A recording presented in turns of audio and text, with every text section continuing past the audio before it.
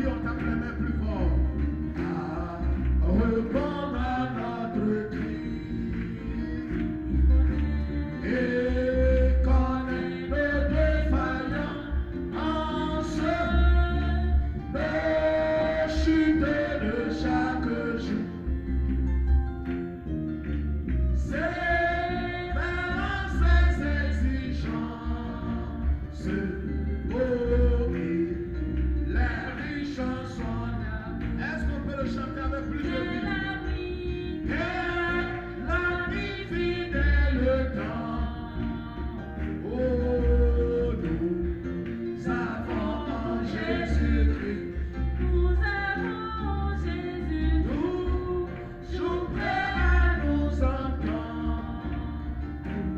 Oh, répondre à notre cri. Il connaît. Et connaît nos défaillances. Oh, nos chutes de chaque jour. Sévère ses exigences. Oh, oui, les riches sont là-haut. À Jésus revient toute la gloire. Que Dieu nous bénisse. Je dis que Dieu nous bénisse. Est-ce qu'on peut pousser un grand cri de joie à l'endroit de notre Dieu? Alléluia. Que Dieu nous bénisse. Veuillez vous asseoir. Que Dieu nous bénisse. Genèse chapitre 37, verset 12 jusqu'au verset 28. Genèse chapitre 37. Nous prenons nos Bibles et nous lisons la parole de Dieu. Genèse chapitre 37, le verset 12 jusqu'au verset 28. Mais nous allons gagner du temps. Allons-y, nous lisons la parole de Dieu. Les frères de Joseph étaient allés à Sichem pour faire paître le troupeau de leur père. Allez-y. Les frères de Joseph étaient allés à Sichem pour faire perdre le troupeau de leur père. Israël dit à Joseph, tes frères ne faut-ils pas mettre le troupeau à Sichem? Viens, je veux t'envoyer vers eux. Et il répondit, me voici. Israël lui dit, va, je te prie, et vois si tes frères sont en bonne santé, et si le troupeau est en bon état. Continue. Et tu m'en rapporteras des nouvelles. Il l'envoya ainsi de la vallée d'Hébron, et Joseph alla à Sichem. Un homme le rencontra. Un homme le rencontra. Alléluia. On ne dit pas le nom de la personne, mais la Bible dit un homme le rencontra. Oui. Comme il errait dans les champs, Comme il errait dans les champs, il était perdu. Oui. il le questionna en disant, Oui. que cherches-tu? Joseph répondit, je cherche mes frères. Je cherche mes frères. Continue. Dis-moi, je te prie, où ils font paître leur troupeau. Et l'homme dit, ils sont partis d'ici, car je les ai entendus dire, allons à Dothan. Joseph alla après ses frères et il les trouva à Dothan. Il le vit de loin et avant qu'il fût près d'eux, ils complotèrent de le faire mourir. Ils complotèrent de le faire mourir. Continue. Ils se dirent l'un à l'autre, voici le faiseur de songe qui arrive. Venez maintenant, Oui. tuons-le et jetons-le dans une des citernes. Nous dirons qu'une bête féroce l'a dévoré et nous verrons ce que deviendront ces songes. Verset 23. Lorsque Joseph fut arrivé auprès de ses frères, il le dépouilla de sa tunique, de la tunique de plusieurs couleurs qu'il avait sur lui. Il le prit et le jetait dans la citerne. Cette citerne était vide, il n'y avait point d'eau. Il s'assit ensuite pour manger. Ayant levé les yeux, il vit une caravane d'Ismaélites venant de Galate. Leurs chameaux étaient chargés d'aromates et de baume et de myrrhe qu'ils transportaient en Égypte. Alors Judas dit à ses frères, que gagnerons-nous à tuer notre frère et à cacher son sang? Venez, vendons-le aux Ismaélites et ne mettons pas la main sur lui, car il est notre frère, notre chair, et ses frères l'écoutèrent. Verset 28. Au passage des marchands madianites, ils tirèrent et firent remonter Joseph hors de la citerne, et ils le vendirent pour 20 cycles d'argent aux Ismaélites qui l'amenèrent en Égypte. Amen. J'ai dit Amen. Je voudrais que quelqu'un réponde de tout son cœur. J'ai dit Amen. Veuillez vous asseoir, que Dieu bénisse sa parole. Voici quelque chose qui peut nous aider aujourd'hui. Nous sommes en train de voir un thème important depuis des mois. La croix, la voie de ceux qui triomphent et qui achèvent la course. Mais le sous-thème que nous sommes en train de voir aujourd'hui est intitulé « Votre obéissance à Dieu ». Votre obéissance à Dieu ne vous dispensera pas des épreuves pour la transformation de votre vie. Bien-aimés frères et sœurs, on a compris que Joseph, comment est-ce que Dieu s'est révélé à ce temps? Comment Dieu a parlé au cœur de Joseph?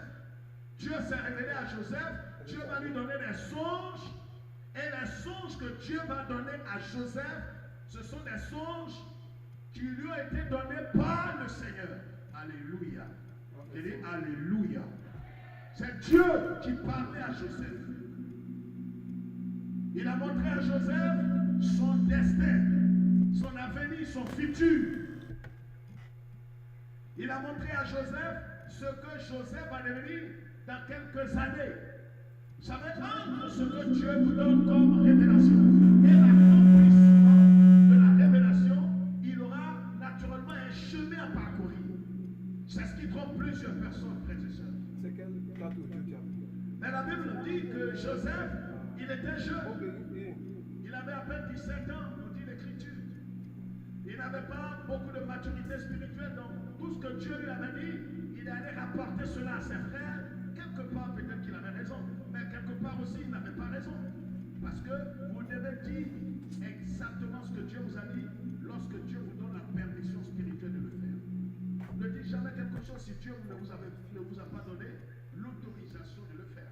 Nous avons eu la preuve de la Vierge Marie, nous avons eu la preuve aussi et le témoignage d'Élisabeth, la femme de Zacharie, la mère de Jean-Baptiste. Voyez, frères et sœurs, il y a quelque chose que Dieu poursuit dans notre vie que nous devons comprendre. Dans l'histoire de Joseph, comme de David, nous voyons que Dieu, ce qu'il poursuit, n'est pas d'abord notre confort physique, n'est pas d'abord notre confort matériel, notre confort financier, mais notre confort spirituel. Ce n'est pas d'abord ce qui est physique et matériel que Dieu recherche. C'est des choses qui sont souvent des choses importantes, mais qui sont des choses comme des transitions, des choses que Dieu utilise pour atteindre son but dans notre vie.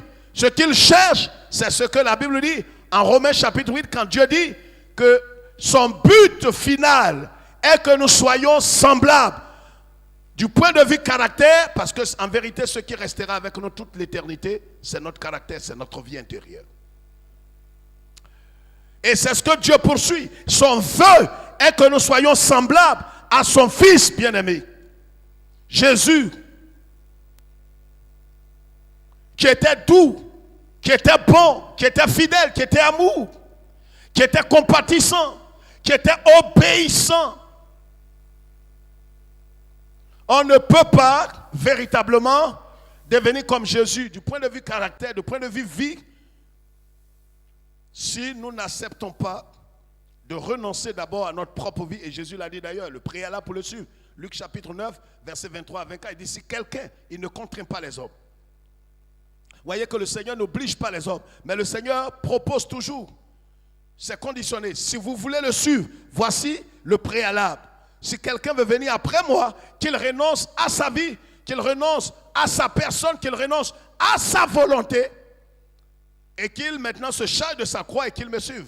Vous savez, c'est quelque chose que nous devons comprendre, accepter dans notre cœur. Votre obéissance à Dieu, votre soumission au Seigneur ne va pas vous enlever ou vous dispenser de toutes les épreuves qu'il a prévues et qu'il va utiliser pour vous transformer. Vous savez, un enfant a beau être gentil, très souvent nous le faisons, nous sommes tous passés par là, pour ceux qui ont vécu les vaccins et autres, tout ça, quand vous étiez enfant. Les enfants, souvent quand on parlait de vaccins, on parlait de piqûres, ils sont très gentils, ils deviennent dociles avec vous parce qu'aucun enfant n'accepte, en tout cas, rares sont les enfants, 99,99%, les enfants n'acceptent pas de passer, d'avoir quoi? Une injection ou d'avoir des vaccins. Ils n'apprécient pas cela. Vous savez, l'adage dit que nul n'est habitué à la douleur. Aucun enfant n'accepte la piqûre. Je parle à quelqu'un. Alors souvent, les enfants, voyez, nous aussi nous sommes passés par là. Qu'est-ce que nous faisons? On fait tout. On aide nos parents, on est soumis, on est à la maison, on est à leurs petits souhaits pour ne pas qu'ils nous amènent à faire des vaccins. Or, les vaccins sont indispensables à notre santé. Est-ce que quelqu'un me comprend? Il y a des choses qui sont fondamentales, des choses importantes, des choses qui sont des choses capitales. Quand vous conduisez, par exemple, un enfant de 5 ans, 7 ans à faire des vaccins, il n'est pas content. Souvent, c'est en pleurant. Et si quelqu'un vous rencontre sur le chemin, il vous dit, mais pourquoi est-ce que cet enfant, ce n'est pas votre enfant? Vous dites, si, c'est mon enfant. Mais pourquoi est-ce qu'il pleure comme ça en vous suivant? Tous ceux qui vont vous rencontrer diront certainement que vous n'êtes pas un bon parent. Les gens diront certainement que ce monsieur n'est pas gentil, il n'est pas un bon père. Pourquoi? Parce que, regardez, cet enfant qui le suit est en train de pleurer. Peut-être qu'il a frappé cet enfant, peut-être qu'il n'aime pas cet enfant, peut-être même qu'il a maltraité cet enfant. Parce que l'enfant le suit en pleurant.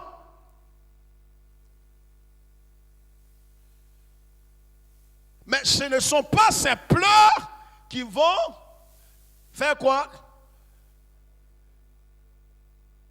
Ces pleurs ne vont pas arrêter les vaccins ni les injections parce que le parent même qui est là, lui aussi est passé par cette voie. Ces pleurs, il a certainement pleuré comme son fils est en train de pleurer, mais son père qui l'aime, en vérité, c'est par amour. Pourquoi? Parce que l'amour véritable protège, sécurise. L'amour véritable, vous savez, allait permettre à ce qu'un homme, un scientifique, puisse mettre une grosse aiguille, peut-être dans le bras de votre fils, ça fait mal. Regardez par exemple la circoncision. Un bébé qui est né, aller dans un hôpital et faire coucher votre enfant et puis laisser peut-être son appareil génital entre les mains des médecins qui va le circoncire et l'enfant pleure à tue-tête. Ça fait mal. Mais il doit passer par là. C'est la voie des hommes. La voie des vrais hommes. Regarde-moi. Dieu ne va pas t'exempter certaines choses. Je ne sais pas si quelqu'un m'entend. Peut-être que tu as un écho dans ta pensée, dans ton esprit, un évangile qui n'est pas de Dieu, qui te dit, non, ce n'est pas normal, tu ne vas pas traverser, tu pries beaucoup. Non, regardez l'histoire de Joseph ici. Je vais souligner au moins 5 choses importantes. La première chose, Joseph a eu des rêves, des songes. Et quand il a raconté ses songes, pour lui, il était en train de ne rien cacher à ses parents. Vous savez, ça c'est aussi une obéissance. Il n'a rien caché. Il pouvait cacher cela à ses parents d'une autre façon. Quelqu'un m'entend? Dieu lui révèle des choses. C'est de son devoir de dire ça à ses parents. C'est ce qu'il a fait. Mais peut-être qu'il ne savait pas, que ses frères allaient prendre ça en mal. Mais c'était son devoir de dire ça à ses parents, leur dire, voilà ce que j'ai vu en rêve. Ça c'est le point 1. Mais ce qu'il a dit, ça veut dire cette obéissance-là a suscité quoi? La haine de ses frères. Regarde, tu seras en train d'obéir et ton obéissance va susciter la haine. Je pensais que tu allais comprendre ça. Mais qu'il te soit fait selon ce t'amène là. On dit non, très souvent, non, si j'obéis au Seigneur, je ne connaîtrai pas d'épreuves difficiles, je ne vais pas connaître la maladie, je ne vais pas connaître... Non, quelle que soit la profondeur de ton obéissance, cela ne va pas t'exempter ce que Dieu a arrêté sur ta vie pour ta transformation et pour t'amener à être semblable à son Fils. Il ne va pas annuler cela. Donc on voit que Joseph a obéi en faisant quoi? En expliquant le rêve qu'il a fait. Deuxième élément important qu'on tire ici dans le texte. La Bible dit au verset 11, du 5 au 11, que ses frères le prirent en haine. Ses frères ont commencé à le haïr. Mais malgré la haine que ses frères avaient pour lui, qu'est-ce qu'il a fait? Il a accepté d'aller les visiter pour avoir de leurs nouvelles. Quelqu'un comprend ça? Je pose la question, je n'ai pas de me regarder, il faut me répondre quand on te pose la question. Je dis, est-ce que quelqu'un comprend ça spirituellement? Malgré la haine que ses frères biologiques, la jalousie, la méchanceté que ses frères lui portaient, cela ne l'a pas empêché d'aller faire quoi? D'aller les voir. Regarde, quelle que soit la méchanceté des hommes autour de toi, tu ne dois pas te mettre dans la peau de ces gens qui t'en veulent et qui veulent détruire ta vie. Les gens disent très souvent, dent pour dent, œil. Mais quand Jésus est venu, Jésus a dit, si quelqu'un vous frappe sur la joue droite, tendez-lui la joue gauche. Donc on ne répond pas le mal par le mal. Ses frères ne l'aiment pas. Qu'est-ce qu'il a à chercher leur bien-être? On dira, mais moi, personne ne s'occupe de moi. Personne ne pense à moi. Personne ne cherche à savoir si je vais bien. Donc moi aussi, je ne pense pas au bien des autres. Non, Joseph était haï. Il avait les preuves que ses frères ne l'aiment pas. Il avait les preuves que ses frères cherchent à le tuer. Il avait les preuves que ses frères cherchent à nuire à sa vie. Mais cela ne l'a pas empêché d'aller les visiter. Regarde, quel que soit tout ce que l'homme est en train de faire contre toi, toi en retour, je n'ai pas le mal que tu vas lui servir. Fais le bien. Je parle à quelqu'un. Fais le bien. Que ce soit ton patron, que ce soit ta soeur, ton frère, ton père, ta mère, peu importe. Tu as les preuves. Quand tu le vois, tu sais qu'il ne t'aime pas. Tu sais que s'il a l'opportunité de te faire du mal, il va te tuer. Mais toi en retour, fais-lui du bien. Ne rends jamais le mal par le mal. Si tu veux terminer la vie comme Joseph, sur le trône, dans le ciel un jour avec Jésus. Joseph a connu des humiliations. Il savait. Ce n'est pas des choses qui étaient cachées. Il savait, il lisait cela dans la pensée de ses frères, dans les yeux de ses frères. Il savait qu'il ne l'aimait pas. On entend souvent des soeurs dire, mais pasteur, moi j'ai les preuves que ma belle-mère ne m'aime pas. Mais c'est parce que tu es petit d'esprit. Ta belle-mère ne t'aime pas, toi aime-la. Prépare pour elle. Prends soin d'elle. Pendant la fête des mères, achète des pagnes de valeur et donne à cette femme. Joseph a fait ça. Tes belles soeurs ne t'aiment pas, toi il faut les aimer. On est ensemble là? J'ai dit, est-ce qu'on est ensemble ce matin? Ils ne t'aiment pas, toi tu les aimes. Ils ne te chérissent pas, toi tu les chéris. Dis, mais notre belle soeur là-haut, on fait tout, mais tu es contente. Quand on vient, tu ouvres ton frigo, tu ouvres ta maison. Oui, mais parce que moi j'ai accepté de mourir. Car celui qui est mort est libre du péché. Ce n'est pas les jeûnes de prière. Les jeûnes de prière sont importants. Mais si tu n'acceptes pas la croix, ça c'est une perte de temps. On dit, mais mon mari, pasteur, de toute façon mon mari me traite. Tais-toi. On n'a pas dit que ton mari doit changer. S'il change, Dieu soit loué. Le problème est à ton niveau. Si toi, tu acceptes de mourir, tu vas voir que ton mari va constater. Il va faire, quand il y a mort, on constate. On n'entend pas mort comme ça. On est ensemble là? On envoie des gens pour constater. Toi, tu as, j'ai changé. Mais il faut qu'on, c'est ton mari qui doit constater. Il dit, mais ma femme là, qu'est-ce qui t'arrive? C'est vrai que tout le monde va à l'église, mais j'ai tout ce que j'ai fait, j'ai soigné les femmes, j'ai fait, ma femme est gentille avec moi. On dirait qu'elle est en train de me préparer. Vous savez, quand vous êtes en train d'agir conformément à la parole de Dieu, le monsieur même qui est en face commence à avoir peur. C'est vrai ou bien c'est faux? Il se dit certainement que la femme là est en train de me préparer un coup. Parce que tout ce que je fais, au moins si elle m'insulte un peu, au moins dit faux type, bâtard, mauvais, mais elle ne fait rien. J'ai fait ça, elle m'accepte, elle m'accueille, elle me fait ça, commence à me faire peur. Voilà sa préoccupation et ses amis. Mais il ne sait pas que toi tu as accepté d'eux. Et quand un mort n'a plus de parole. Comme toi tu es mort, il y a quelqu'un qui est vivant au ciel des siècles. Lui voit tout. Lui, le péché ne reste pas. C'est lui qui va rentrer en scène. Joseph a fait quoi, frères et sœurs? Joseph a fait quoi? Qu'est-ce qu'il a fait? Il a accepté de faire quoi? Malgré la haine de ses frères. Le verset 12 nous dit quoi? Le verset 12 nous dit quoi? Qu'est-ce qu'il nous dit?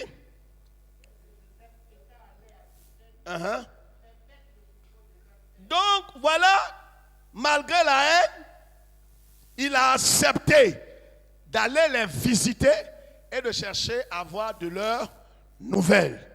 Il cherchait leur bien malgré quoi? Leur méchanceté. Est-ce qu'on peut faire ça? On le dit, mais pour le faire, c'est difficile. Mais si on n'accepte pas la croix dans notre vie, on n'accepte pas de perdre notre vie et notre honneur, on ne pourra pas. Tu vas dire non, pasteur, trop c'est trop maintenant, trop c'est trop. J'ai pu le faire pendant un certain temps, mais là où on va maintenant, trop c'est trop. Je vais laisser la croix. Mais tu laisses la croix, tu vas mourir physiquement. Tu vas mourir, tu seras dépressif. Tu peux te suicider. Joseph, c'est ça, il a accepté lui aussi. Si quelqu'un n'a pas accepté de mourir à lui-même, il ne peut pas se permettre d'aller visiter ses frères pendant que ces hommes-là ont des pensées de meurtre à son sujet. Quelqu'un qui cherche à te tuer et toi tu cherches son bien-être. Honnêtement, quels sont ceux qui reconnaissent devant Dieu que ce n'est pas facile? Lève ta main. Il n'y a pas de gens honnêtes parmi nous. Il y a des gens qui croient que tout ça c'est facile. Ça n'a jamais été facile. C'est pourquoi on a toute la vie pour appliquer ça. Ce n'est pas facile. Troisième chose, Joseph a obéi à son père. C'est son père qui lui a dit, Joseph, tu vas aller rendre visite à qui? À tes frères. Et son père ici s'appelle Jacob. Et Jacob est l'image de Dieu le Père. Comme Jésus a obéi à son père, mais malgré l'obéissance qu'il a eu à faire, cela ne l'a pas dispensé de la croix. Et c'est parce que Jésus a obéi qu'il n'est pas allé à la croix. Au contraire, c'est son obéissance même qui l'a conduit à la croix. Regarde, ton obéissance, ta soumission, obéissance à la voix du Seigneur, ta sanctification, tes dons, tes bonnes œuvres ne vont pas te dispenser de ce que Dieu a arrêté de son propre chef. Il y a des choses que Dieu ne va pas enlever d'un iota. Ça va paraître difficile. Ceux qui sont autour de toi ne comprendront pas. Parce que Dieu ne permettra pas qu'ils comprennent le mystère. C'est comme l'histoire des deux prisonniers que j'ai essayé de brosser la dernière fois. Dans le rêve des deux prisonniers. Les chansons, il a rêvé, il a vu certaines choses. Joseph lui a dit, échanson, tu n'es pas juste un échanson, mais tu es le chef. Tu es le chef des échansons. Tu vas sortir. Mais souviens-toi de moi. Les chansons là, ce n'était pas juste un échanson. C'était le chef. Il est le type, l'image du Saint-Esprit. Mais dans une autre forme. Pourquoi? Parce que les chansons, lui, il est là pour vérifier quoi? La qualité du vin. C'est lui, les chansons là, le travail qu'il fait dans le royaume, dans la maison royale, c'est de faire quoi? C'est de distribuer le vin aux échansons pour que les échansons là puissent partager aux vives, aux convives. Et lui, le chef, c'est lui qui donne la coupe là du vin au roi. Est-ce que quelqu'un comprend ça? C'est pas lui qui fait tout. Il y a au moins près de 25 ou 30, 40 personnes sous son autorité. Lui, il est le chef des distributeurs de vin dans la maison royale, dans le palais. Vous comprenez ça? Ce monsieur-là, il est aussi l'image de Jésus-Christ. Le vin ici, c'est le symbole de ce qui réjouit le cœur de l'homme et le cœur de Dieu. Et le vin dont il est question, c'est Jésus-Christ lui-même. C'est-à-dire, le chef des échansons, c'est un type de Jésus et un type du Saint-Esprit. C'est pourquoi lui, il n'est pas mort. Et en même temps qu'il est un type du Saint-Esprit, il est aussi un type de Jésus. Parce que Jésus, dans Philippiens chapitre 2, le verset 8 à 10, il est venu comme un serviteur. Donc Jésus était dans le type de ce chef des échansons. Et le vin qu'il distribuait, qui réjouit le cœur de l'homme et le cœur de Dieu, personne et rien sur la terre ne peut réjouir le cœur d'un homme et le cœur de Dieu que Jésus lui-même. Donc le vin là, c'est Jésus lui-même. C'est pourquoi, avant sa mort, il a dit ce vin là, prenez ça en mémoire de moi. Le vin là, le vin qui est là, c'est différent. My goodness. Regardez, regardez. Jésus est venu à une période où l'ancien vin était en train de prendre fin. L'ancienne alliance. C'est pourquoi le premier miracle que Jésus a opéré, c'était quoi? C'est le vin. Il vient de donner le baume au cœur de Dieu et au cœur des hommes. C'est lui le vin meilleur. C'est pourquoi il a dit le vin nouveau est meilleur. Et c'est pourquoi à ce mariage, le vin que les gens avaient partagé, c'est l'ancienne alliance. Ils ont goûté, ils ont vu que c'est pas. Mais quand ce vin-là est terminé, parce qu'ils étaient arrivés à une période où l'ancienne alliance prenait fin. Et ils rentraient maintenant dans une nouvelle dispensation. Je peux continuer? Regardez. Et Jésus, qu'est-ce qu'il va faire? Il va faire sortir du vin, de l'eau simple. Il sort le vin. Ce vin-là, les gens le goûtent. Ils disent, mais d'où est sorti ce vin? Mais c'est le vin qui sort du vin. Le vin meilleur, le nouveau vin, a fait sortir du vin. Et quand les gens ont bu ce vin, ils étaient heureux. Parce que le vin réjouit le cœur. Et celui qui réjouit le cœur sur cette terre et dans le ciel, c'est Jésus lui-même. Donc les chansons que vous voyez, ce n'était pas une chanson simple. C'était le chef. Et dans l'église, qui est comme le palais du Christ, les serviteurs de Dieu sont des chansons. Le vin est l'enseignement, qui doit être un enseignement de qualité pour réjouir le cœur et rapprocher les gens du roi des rois. Regardez. Qu'est-ce qui va se passer? Et quand le chef des échansons, c'est pourquoi Joseph lui a dit, toi, tu vas sortir, mais souviens-toi. Je vous ai dit que ce chef des échansons, il est le symbole et l'image du Saint-Esprit et en même temps de Jésus lui-même. Et ce qu'il sait là, c'est Jésus lui-même. C'est pourquoi il y a un seul chef dans l'église. Nous ne sommes que des serviteurs inutiles et quoi? Esclaves. Le chef des échansons, c'est Jésus. On est tous égaux. Le panetier, c'est l'image du Christ qui va mourir selon la chair, mais vivifié selon l'esprit. Parce qu'il fallait que le pain lui soit brisé. C'est pourquoi le panetier devait mourir. Il ne pouvait pas ne pas mourir.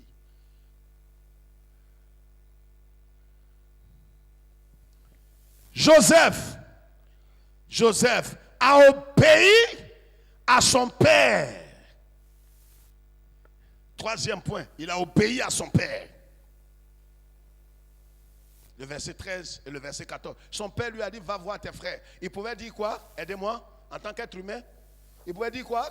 Oui, ma soeur. Il pouvait dire quoi? Mes frères ne m'aiment pas et je n'irai pas. Papa, je suis désolé, mais je ne sais pas qu'est-ce qu'il me réserve là-bas. Ça a l'air quoi? Sincère ou c'est pas sincère? Il faut être honnête. Non, je suis désolé, je ne peux pas le faire, chérie. Tu ne m'as jamais aimé. Je ne peux même pas te faire ces plats et ces surprises. Je ne peux pas le faire. Oui, tu es resté au dehors pendant 1 mois. Et tu viens, tu rentres 1 mois après, tu me dis de faire ça. Je ne peux pas, je suis désolé. Je t'aime bien, mais je ne peux pas. Non, tu es passé à côté de la plaque. Voyez frère, enlever la croix de l'évangile, ce n'est plus l'évangile. Il n'y a plus de salut, il n'y a plus de ciel. Joseph a obéi à son père. Il est allé ce qu'il est allé faire est contraire à ses aspirations en tant qu'être humain selon la chair. Regarde, Dieu nous demande toujours d'agir et notre action sera toujours contraire aux œuvres de la chair. Il ne te dit pas de dire non, selon la science, en vérité. Toi, ta vérité, il faut laisser. Parce que si tu veux voir selon tes vérités humaines, tu ne feras pas de bien. Il sait que ses frères-là, ils l'ont raté à plusieurs reprises. Mais quand son père lui a dit, va, il est parti. Quatrième point. Qu'est-ce qui s'est passé? Malgré sa bonne foi, il s'est égaré. La Bible dit qu'il errait. Il était en train de se promener. Il était perdu. Regarde, quand tu vas obéir à la voix de l'Éternel, tu seras en train d'obéir, de te soumettre à la parole de Dieu. En train d'obéir à la voix de l'Esprit en acceptant de perdre ta vie. À un certain moment, il y a des choses que tu ne comprendras pas. Il y a des choses compliquées qui vont surgir dans ta vie. Ça peut être ton travail, ça peut être ta vie, ça peut être une partie peut-être de tes relations, ça peut être ta santé. Tu ne comprendras pas, tu seras un peu perdu dans ton esprit. Joseph est parti. Il connaît bien là où ses frères étaient. Arrivé là, il ne sait plus où ils sont. Mais il a obéi. Il a obéi à son père qui est l'image de Dieu le Père. Il est parti. Mais c'est égal. Regarde, ta sincérité ne te privera pas aussi des obstacles. Il y aura des temps où tu ne vas pas te retrouver. Et les mal affermis disent, mais pasteur, j'ai été fidèle dans mes dîmes. Pourquoi? Oh, la Bible dit, apportez à la maison du trésor, apportez à la maison du trésor les dîmes et les offrandes. Vous verrez si je n'ouvre pas pour vous les écrits dessus. C'est quand j'ai commencé à payer ma dîme que mes malheurs ont commencé. Mais parce que tu n'es pas sage. Et beaucoup ne sont pas très intelligents. Parce que c'est la parole qui rend intelligent. Ce n'est pas le fait d'avoir le bac ou l'agrégation. On peut avoir l'agrégation et puis ne pas être intelligent. La Bible dit dans Romains chapitre 3, verset 10 à 11, nul n'est intelligent, nul ne cherche Dieu. Donc, le fait d'avoir un diplôme ne te rend pas intelligent. Il y a quelqu'un qui se dit intelligent. Il a peut-être son agrégation qui est en train de faire quoi? Aller s'asseoir devant quelqu'un qui ne se brosse pas, qui ne se lave pas et qui est assis sur une peau de coq. Et qui lui dit son avenir, mais c'est pas être qu'il est inintelligent à être ton agrégation là, que tu écoutes quelqu'un comme ça. Tu n'es même pas intelligent. Et lui petit là, vieux, sale, il te dit déshabille-toi, danse autour de la calebasse, danse et tape ton ventre. Si tu n'es pas fou, tu ne peux pas faire ça. Or celui qui fait ça là, il est ministre. Amen. Amen. Amen. Malgré sa bonne foi, il s'est égaré. Mais voyez, Dieu qui est souverain, voyez, je vous ai dit toujours que le miracle est précédé, le miracle, du moins l'obstacle est précédé du miracle. Dieu n'est pas un pompier. Avant que Joseph ne se perde, il y avait un homme qui était là. C'est pas quand il s'est perdu qu'il a... Non, c'est quand il est arrivé, il s'est perdu là. Quand il s'est perdu, en se perdant, il a croisé un homme. Regarde, Dieu qui connaît ton cœur. C'est vrai, malgré ta sincérité, les dispositions de ton cœur, et malgré tout ce que tu es en train de faire de bien, tu vas connaître des échecs. Tu peux tomber plus bas, tu peux avoir des dettes, tu peux tomber malade gravement. Ne t'imagine pas que quand on est enfant de Dieu, on ne peut pas traverser ces moments difficiles. Comme notre soeur qui vient de tout perdre. Tout ce qu'elle a économisé pendant près de 10 ans, 15 ans, elle a perdu ça hier, simplement dans un incendie. Tout perdu. Télévision, lit et autres. Et pourtant, je ne connais pas assez de femmes aussi engagées, fidèles comme cette sœur. Voici comment Dieu peut nous faire passer par des chemins difficiles. Mais lui seul sait ce qu'il cherche dans notre vie. On a dit qu'on l'aime et que le Seigneur est notre priorité. Seigneur, tu es tout pour moi. Tu es tout pour moi, oh agneau de Dieu. Tu es tout pour moi, oh. Mais dès que quelque chose arrive, on dit Seigneur, je ne sais pas si vraiment tu es vivant. Je n'ai jamais vu. Moi, ça dit quoi? Ça dit ce que tu es en train de faire. Tu es en train de gâter ton nom. J'encadre les femmes, dîmes, offrandes. Je n'ai pas raté un seul jour. Et c'est ma maison qui brûle en même temps que les païens. Où est ton côté Dieu? Où est ton Dieu là? On peut dire ça. Mais quand vous entendez quelqu'un dire ça, éloignez-vous de lui. Il n'a rien compris de l'évangile. Parce que ces maîtres maudits lui ont dit, quand il accepte Jésus à l'évangile de prospérité, tu ne vas plus connaître d'échecs, tu ne peux pas tomber, tu ne peux pas tout perdre. Mais Job a tout perdu. En un seul jour, l'homme le plus juste que la terre ait connu, le plus parfait, il a perdu tous ses enfants, pas jour après jour. Le même jour, du matin jusqu'au soir, il a perdu tous ses enfants. Chose pareille n'a jamais été répétée sur la terre. Même la mort de Jésus est atroce, mais Job a souffert. Tous ses enfants. Mais la finalité, la vie, la finalité de Job a été plus glorieuse que son commencement. Et je vais dire, quand Dieu te fait traverser ça, c'est que tu ne peux pas savoir, tu ne peux même pas, tu ne fais pas son ni rêve, il n'y a aucune prophétie, mais il y a quelque chose de grand que Dieu veut faire. Il vient d'enlever les anciennes choses dans ta vie là.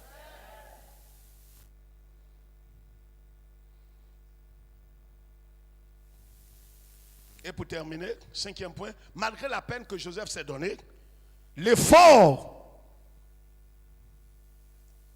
qu'il prit pour aller visiter ses frères,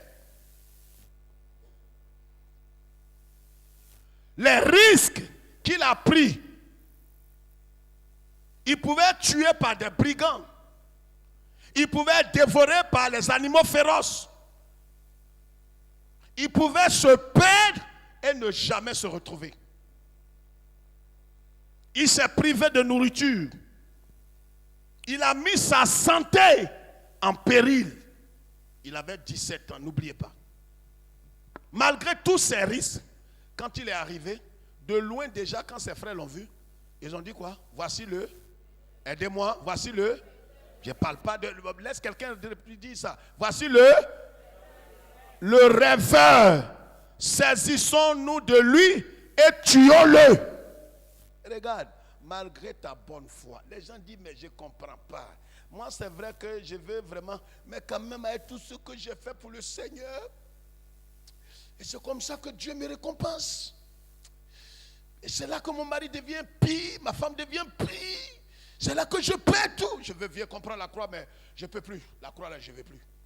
Je ne peux plus, je ne veux plus. Trop maintenant. Il faut que je me cherche.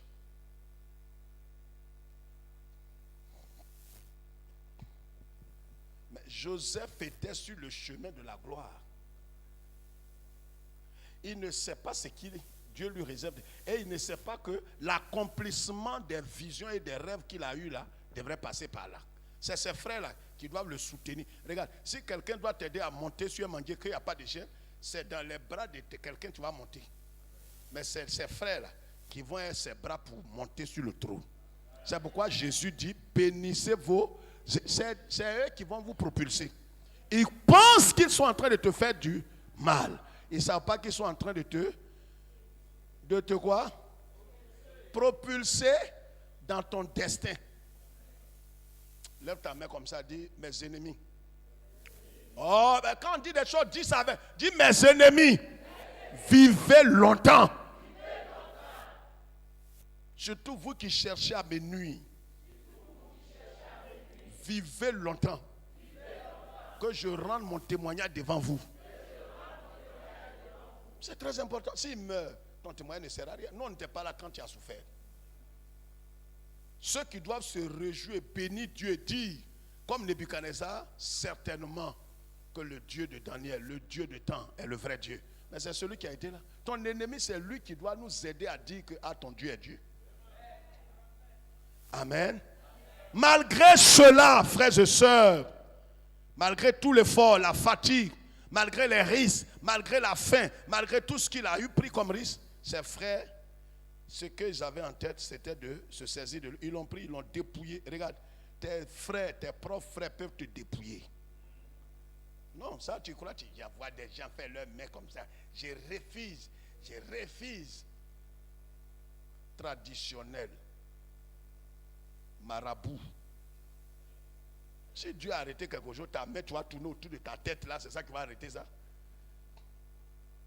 Il faut faire ça 20 fois. Je refuse, je refuse, je refuse, je refuse. Quand tu arrêtes net, les voici.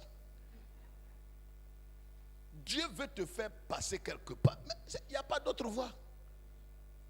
Vous n'avez pas vu pour les principes militaires là, quand vous partez pour faire l'analyse, on vous déshabille tout nu. Ou bien? Hein? Une femme qui va voir un gynécologue, il n'y a pas de vrai gynécologue, il ne parle pas d'impudique. Tiens, vraiment, un gynécologue, vraiment, ça là, pour ma nudité, là, c'est mon mari, c'est qui doit voir ma nudité. Mais il faut retourner à la maison. Lui qui est là, il voit. Ton mari aussi voit. C'est les deux là qui voient. Si tu es une femme fidèle, ben, il ne doit pas avoir troisième. Le troisième là, c'est Yeshua. J'ai trois là. Vraiment, docteur, ferme tes yeux. Il va fermer ses yeux, comment il va voir? Tu es venu pour qu'il voit. Il doit voir pour analyser et te donner la solution. Il n'y a pas de honte dans ça. Dieu il dit tu vas être chef, mais tu ne sais pas où il va te faire passer. Chef là, c'est ça tu vois. C'est ça tu vois là, chef là. Mais tu ne sais pas qu'il y a 2 micros là. Et que ici là, tu vas tomber, t'évanouir. On va t'envoyer à la PISAP. Et c'est là-bas qu'un docteur venu de France va t'analyser, va parler avec toi et va faire tant. Et c'est là que tu vas comprendre. Il va dire, mais ce monsieur, je veux vraiment le entretenir. C'est dans ça que tu vas te retrouver. Mais quand Dieu a dit, tu vas aller en France, tu ne savais pas. Mais ce côté évanoui là, il ne t'a pas révélé. Dieu n'est pas dans le milieu. Il est l'alpha. C'est les rêves là qui ont trompé petit là. Comme il est petit. Il voit grand frère Ruben, vous tous vos gemmes là étaient couchés, c'est pour moi qui étais debout. Mais il ne sait pas où il allait passer. Frère, que Dieu nous bénisse. Je vais dire ce matin que nous devons garder la foi. Quelles que soient les épreuves, quelle que soit même notre obéissance, notre détermination, notre sanctification, notre soumission au Seigneur et à ses ordres, cela ne va pas nous dispenser des épreuves. Il y a un chemin que le Seigneur a tracé pour nous. Il y a des choses que Dieu ne va pas vous dispenser, comme un père normal ne peut pas dispenser son fils des vaccins. Il y a des épreuves. Ça n'arrivera pas peut-être à ta soeur. Peut-être vous êtes jumelle. Ça n'arrivera pas. Mais toi qui es destiné à la grandeur, tu dois passer là. Tu dois passer là. Gardons la foi. Restons fermes et laissons le Seigneur accomplir sa parole dans notre vie. Retenons que malgré tout, Dieu sait ce qu'il fait. La Bible dit pour terminer, le malheur atteint souvent le juste, mais l'Éternel l'en délivre toujours. Et même s'il s'avère que Dieu ne me délivre pas, je continue d'avoir foi en lui. Que Dieu vous bénisse et que le Seigneur nous fortifie. Bon dimanche et que le Seigneur nous garde dans le creux de ses mains. On va prier le Seigneur. On va se lever et prier le Seigneur.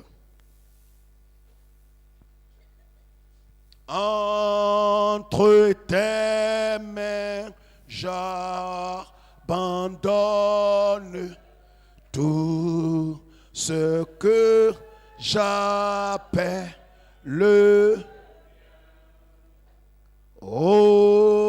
ne permet à personne, Seigneur, d'en reprendre. Oui, prends tout. Oui, prends tout. On le chante ensemble. Oui, prends tout. Oui, prends tout. Seigneur, entre tes mains, j'abandonne tout avec bon. Oui, prends tout, Seigneur. Oui, plus fort que ça. C'est chantez avec nous, vous tous qui nous suivez en direct ce matin. Oui, oui, prends tout, Seigneur. Oh, entre tes mains, j'abandonne tout avec bon. Éternel, que ton nom soit béni. Que toute la gloire, la puissance, le règne, la célébration te reviennent à toi seul. Seigneur, nous sommes venus ce matin fatigués, chargés, mais nous avons compris ta parole. Nous avons compris que quelle que soit notre obéissance, quelle que soit notre soumission, quelles que soient nos bonnes œuvres, Seigneur, tu as un projet, tu as un but que tu t'es fixé sur notre vie. C'est de nous amener à être semblables à ton Fils. Et tu te réserves le droit, tu te réserves les instruments, les circonstances pour nous amener à être semblables à ton Fils. Nous voici, Seigneur, entre tes mains. Façonne-nous comme le potier façonne l'argile. Façonne-nous, Seigneur. Nous te demandons pardon parce qu'il nous est arrivé de bouder, de pleurnicher, de maudire Dieu. Parce que nous ne comprenons pas pourquoi, malgré l'obéissance, malgré notre soumission, nous souffrons, nous perdons. Seigneur, nous avons des ennuis, des échecs. Mais nous avons compris que tu as un plan merveilleux pour nous. Reçois notre louange, reçois notre adoration. Et amène-nous à ne pas nous compromettre. Joseph pouvait ne pas partir. Joseph pouvait se compromettre. Mais il n'a pas accepté le compromis, la compromission. Il a accepté d'être vendu. Parce que Dieu avait un plan sur sa vie. Donne-nous un cœur qui accepte d'obéir à ta voix, malgré les épreuves. La finalité, nous la savons glorieuse. Béni sois-tu. Laisse-nous aller dans ta paix. Au nom du Père, du Fils et du Saint-Esprit. Le peuple de Dieu dit Amen, Amen, Amen, Amen. Dieu vous bénisse.